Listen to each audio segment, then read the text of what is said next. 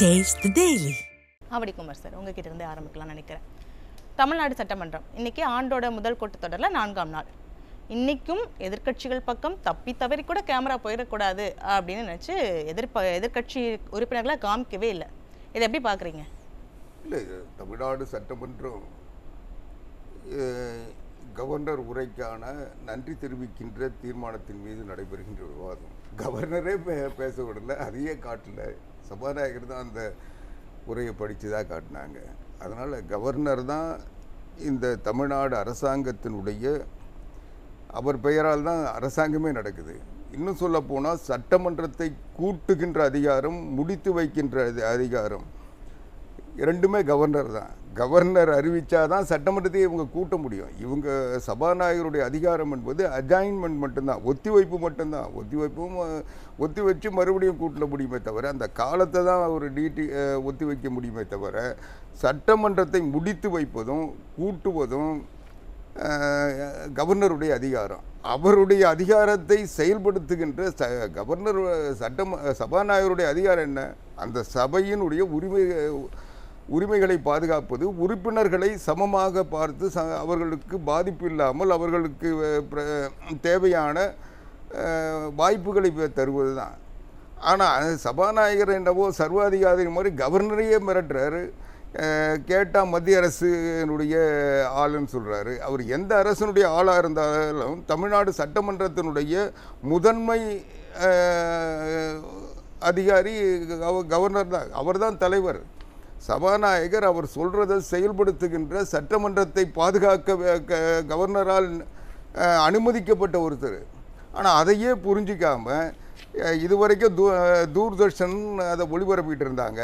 அதை வெட்டி ஒட்டி எல்லாம் பண்ணிகிட்டு இருந்தது இவங்க வெட்டி பண்ணதை இப்போ கவர்னர் வெட்டி ஒட்டி பண்ணுறாருன்னு சொல்லிட்டு தூர்தர்ஷனையும் உள்ள விடலை. அவங்க தூர்தர்ஷன் வந்ததையே சபாநாயகர் சொல்கிறாரு, என்னுடைய அனுமதி இல்லாமல் அவங்க எடுத்தாங்கன்னா, அவங்க அனுமதி இல்லாமல் எடுத்தாங்கன்னா ஏன் தூர்தர்ஷன் மீது நடவடிக்கை எடுக்க வேண்டியதான சபை?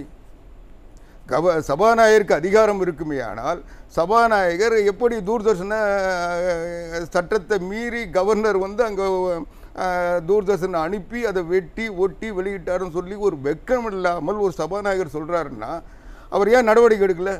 அப்போ அவருக்கு அதிகாரம் இல்லை. கவர்னரை கட்டுப்படுத்துகின்ற அதிகாரம் சபாநாயகருக்கு இல்லைன்றதை அவர் சொல்கிறாருல்ல. அதுதான் இன்னைக்கு செய்கிறாரு. இன்னைக்கு சொல்றது எனக்கு புரியுது. இப்போ கவர்னரை அது ஒரு பக்கம் இருக்கட்டும், கவர்னர் பிரச்சனை. இப்போ எதிர்க்கட்சி உறுப்பினர்கள் மக்களுக்காக என்ன கேட்குறாங்க அப்படின்றதையே இவங்க காமிக்கல அப்படின்றத எப்படி? அதிகாரம் பெற்ற கவர்னரையே புறக்கணிக்கின்ற அல்லது அவமதிக்கின்ற, அசிங்கப்படுத்துகின்ற, அவமானப்படுத்துகின்ற, கேவலப்படுத்துகின்ற, இன்னும் சொல்ல போனால் மரபுகளை சாகடிக்கின்ற ஒரு இழிவான செயலை சபாநாயகர் அப்பாவு செஞ்சிட்டு இருக்காரு. இவர் கிட்ட எப்படி எதிர்க்கட்சிகளுக்கு ஒரு உரிமையை எதிர்பார்க்க முடியும்?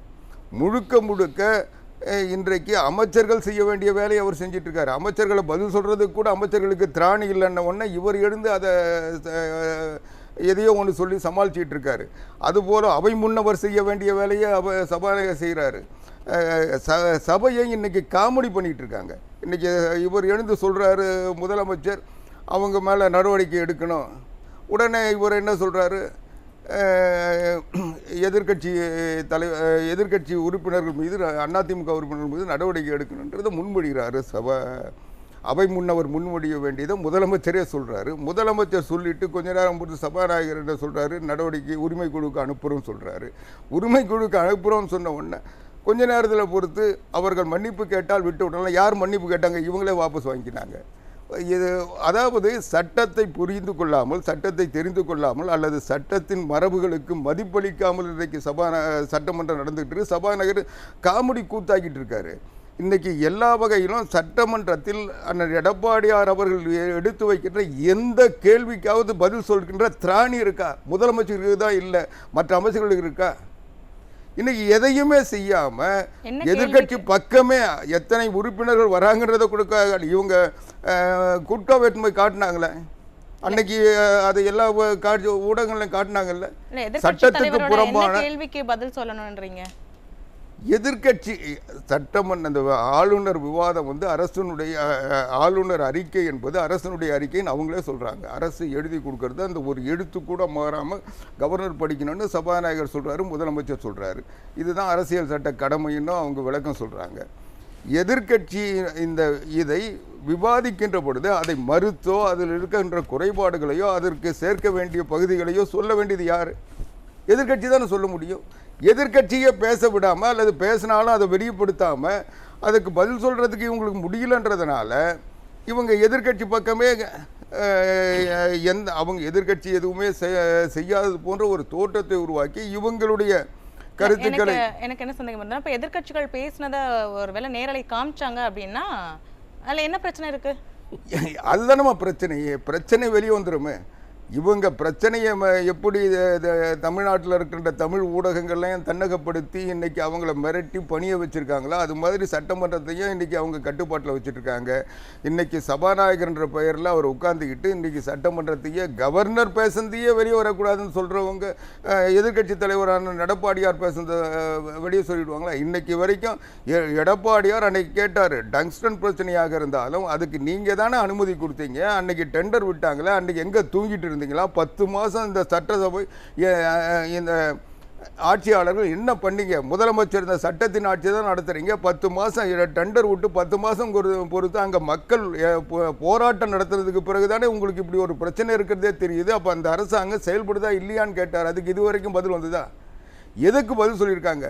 இன்னைக்கு யார் அந்த சார்ன்னு கேட்குறாங்க. சென்னை மாநகரத்தினுடைய ஆணையாளர் சொல்கிறாரு, யாருமே குற்றவாளி இல்லை, ஒரு குற்றவாளியில் எந்த விசாரணையும் பண்ணாமல் ஒருத்தர் மட்டும் குற்றவாளின்னு சொல்கிறாரு. அந்த குற்றவாளி என்று இவர்கள்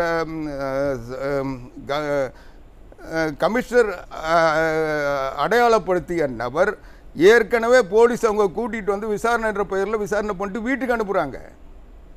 அப்போது இவர் தான் குற்றவாளின்னு கவர்னர் சொல்கிறாரு, கமிஷனர் சொல்கிறாரு. ஆக என்ன நேற்று வரைக்கும் அவர் திமுக இல்லைன்னாங்க, இப்போ தான் ஆதரவாளர்னு ஒத்துக்கிட்டார் முதலமைச்சர் சட்டசபையில். இப்படி முன்னுக்கு முரணா இதை பேசுகிறாங்க. இதை கேட்டால் வந்து எஃப்ஐஆர் வெளியே போச்சுன்னு கேட்டு அது நீதிமன்றம் கேட்குது. வெளியே போச்சுன்னா அது மத்திய அரசு காரணன்றாங்க. சரி, மத்திய அரசு காரணமான ஒன்று, மத்திய அரசு செஞ்ச ஒன்று எப்படி தமிழ்நாடு போலீஸ் விசாரிக்க, இது சிபிஐக்கு அனுப்புங்கன்னு அனைத்து இந்திய அண்ணா திராவிட முன்னேற்ற கழகம் எதிர்க்கட்சி தலைவர் எடப்பாடியார் கேட்குறாரு. அதுக்கு ஏன் இந்த அரசாங்கம் ஏற்றுக்க முடியல? இவங்க மேலே களங்கம் இல்லைன்னா, இவங்க மேலே தப்பு இல்லைன்னா இவங்க வந்து சிபிஐ விசாரணைக்கு உட்படுத்துதல் என்ன தயக்கம்? அது மட்டும் இல்லாமல் அந்த குற்றவாளி ஒரு கடுங்குற்றவாளி, தொடர்ந்து குற்றப்பட்டியலில் இருக்கிறவர், சரித்திர பதிவேட்டில் அவர் பெயர் இருக்குது. அவர் வீட்டுக்கு எப்படி ஒரு அமைச்சர் போகிறாரு? அவர் படுக்கறையில் போய் எப்படி நிற்கிறாரு? அவர் கூட உட்காந்துட்டு எப்படி சாப்பிட்றாரு? ஒரு சரித்திர பட்டியலில் உள்ள ஒரு குற்றவாளி, அந்த குற்றவாளி தொடர் குற்றங்கள் செய்து கொண்டிருக்கிறார். அவர் போலீஸ் கண்காணிப்பில் இருக்க வேண்டிய ஒருவர், அவர் வீட்டுக்கு ஒரு அமைச்சர் எப்படி போனார்? அந்த அமைச்சர் அவர் படுக்கறைக்கும் விளக்கம் கொடுக்குறாங்க இல்லையா? 2019க்கு அப்புறம் அவர் மேல எந்த ஒரு வழக்குகளும் இல்லை, அதனால அவர் குற்றவாளி அப்படின்னு நாங்க தெரியாது. அவங்க வழக்கு இருக்கா இல்லையா அந்த வாதத்துக்குள்ளேயோ அந்த ஆய்வுக்குள்ளேயோ நான் போக விரும்பலை. நான் கேட்கறது, அவர் இன்னைக்கு சரித்திர குற்றவாளியா இல்லையா? இன்னைக்கு குற்றவாளின்னா ரவுடி ஷீட்டு வந்து போலீஸ் ஸ்டேஷனில் இருக்குமா இல்லையா?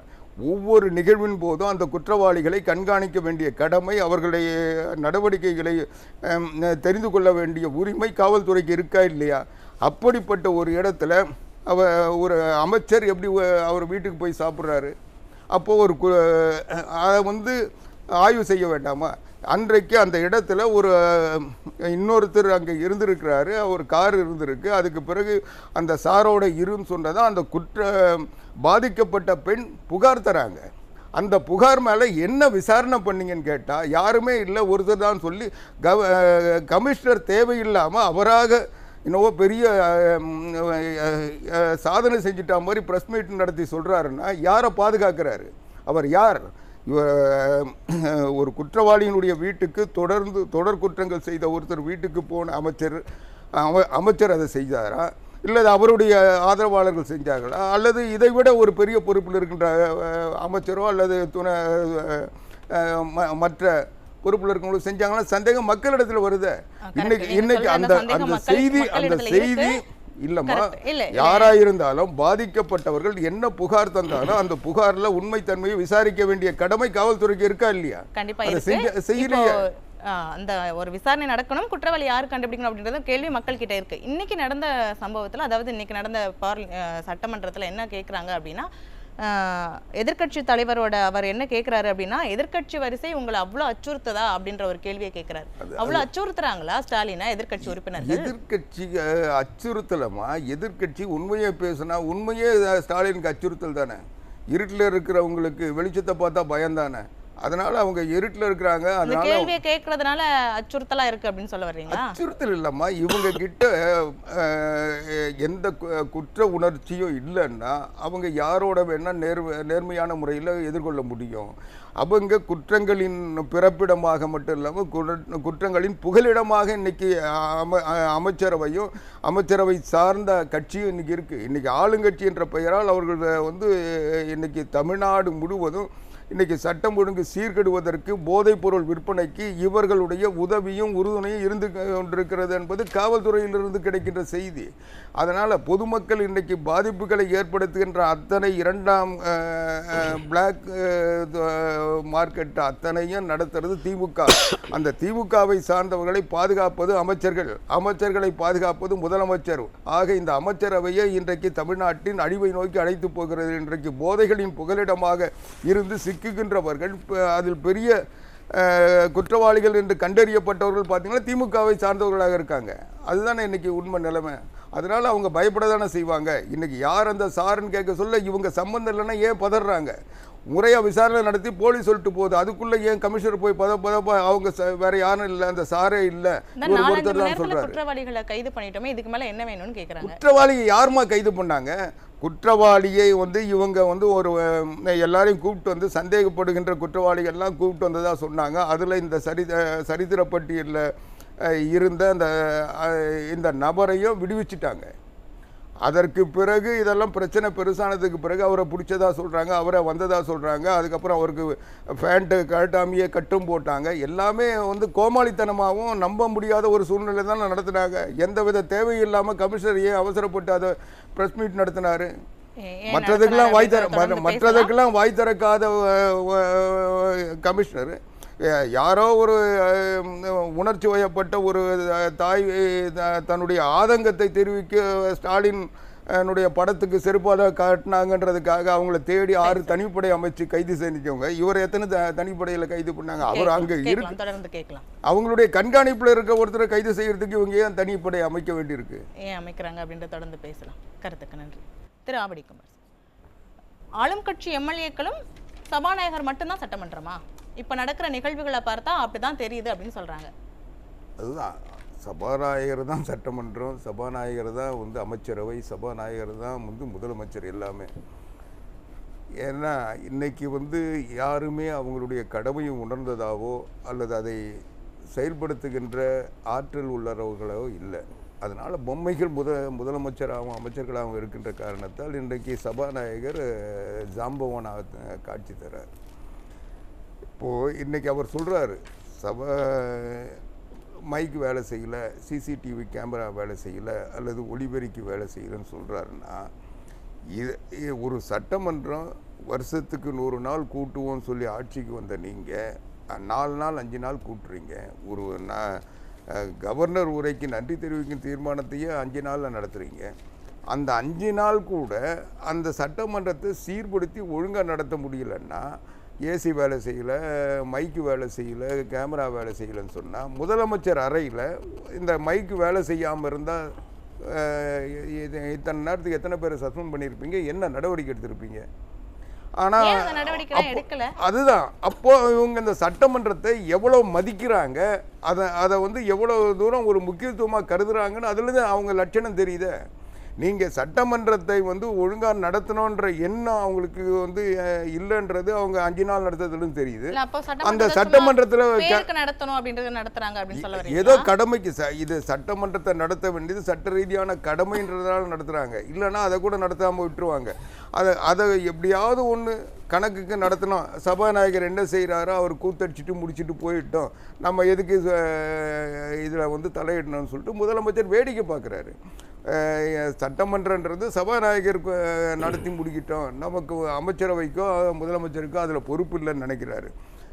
ரெண்டாவது, இந்த அண்ணா பல்கலைக்கழக விஷயத்தை பொறுத்த வரைக்கும் அண்ணா பல்கலைக்கழகத்தில் இருக்கின்ற கெஸ்ட் ஹவுஸில் சாருங்க எத்தனை பேர் வந்திருக்காங்க, கடந்த காலங்களில் எந்த சார் வந்து தங்கியிருக்காரு, இதையெல்லாம் பட்டியல் எடுத்தாவே இந்த சார் யாருன்னு கண்டுபிடிச்சிடலாம். இது போலீஸுக்கு ஒன்றும் பெரிய ரகசியம் இல்லை.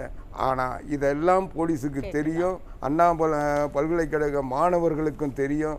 ஆனால் இது எல்லாம் முதலமைச்சருக்கோ ஆட்சியாளர்களுக்கோ தெரியாமல் இருக்கிறது தான் இந்த ரகசியத்தை மறைக்கிறாங்கன்ற சந்தேகம் மக்களிடத்தில் உருவாகுறதுக்கு காரணம். அதை தான் அனைத்து இந்திய அண்ணா திராவிட முன்னேற்ற கழகம் அதனுடைய பொதுச் செயலாளர் எதிர்க்கட்சித் தலைவர் எடப்பாடியார் சட்டமன்றத்தில் கேட்குறாரு. அதுக்கு இவங்க பதில் சொல்ல முடியாது, அதனால் திணறாங்க. கேட்கலாம். கருத்துக்கு நன்றி.